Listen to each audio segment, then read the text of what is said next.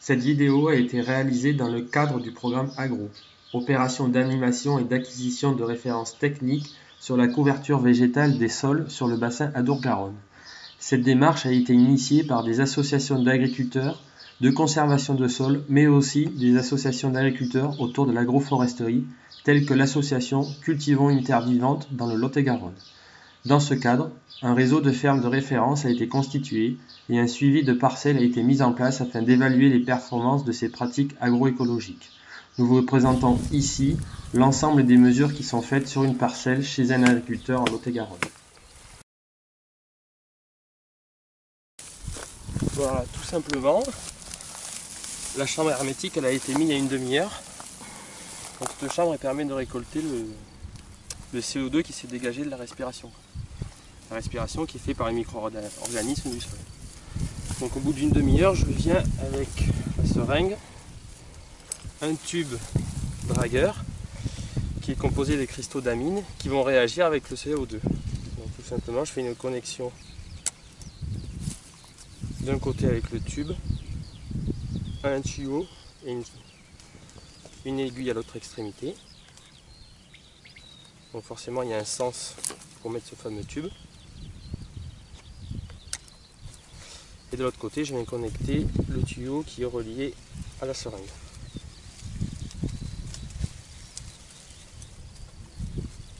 Voilà.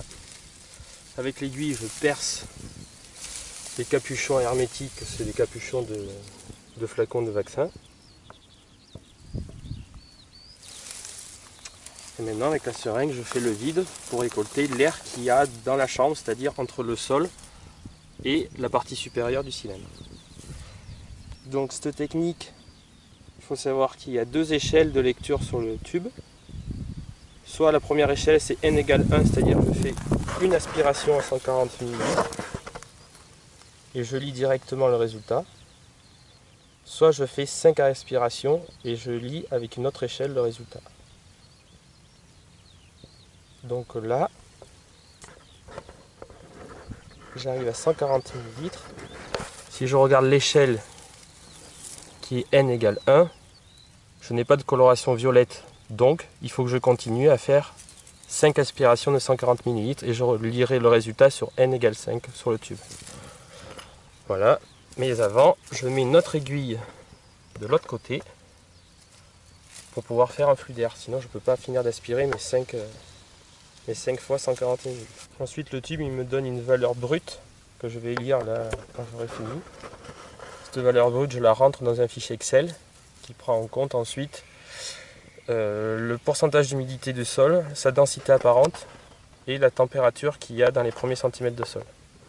Comme ça permet de faire des comparaisons sur différents sites parce que c'est standardisé selon ces trois variables.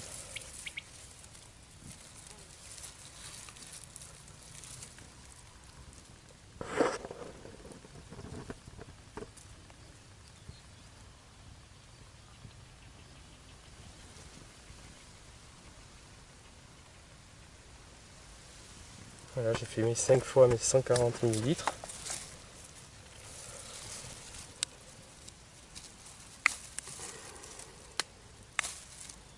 Voilà, et au final, j'obtiens une valeur brute.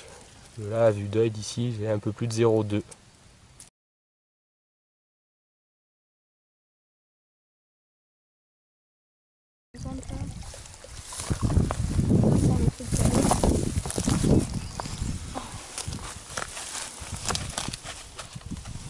Là, tout simplement, j'ai mis un cylindre dans le sol qui me délimite une surface donnée de sol et un volume du coup. Je mets une poche pour que l'eau se répartisse équitablement sur la surface et pas le faire qu'à l'éprouvette, sinon j'ai qu'un fuseau d'eau et du coup l'eau ne se répartit pas bien. Donc là, la première infiltration, je mets 500 ml. Cette manip permet en fait de regarder la capacité du sol à infiltrer une quantité d'eau donnée. Donc pour ce faire, j'enregistre le temps que met le sol à infiltrer le volume d'eau que j'ai mis. tire doucement la poche, et normalement l'eau va se répartir équitablement. Voilà.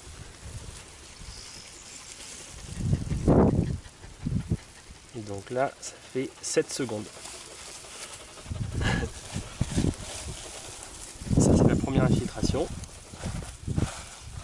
En gros, c'est pour arriver à la capacité au champ globalement. Et la deuxième infiltration, c'est sûrement celle la plus intéressante.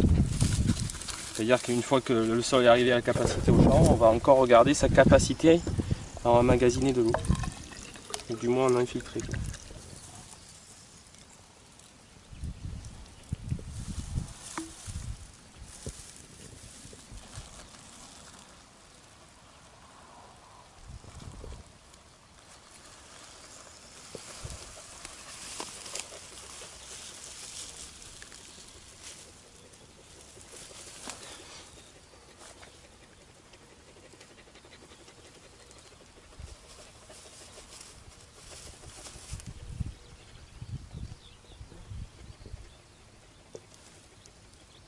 Voilà, 22 secondes.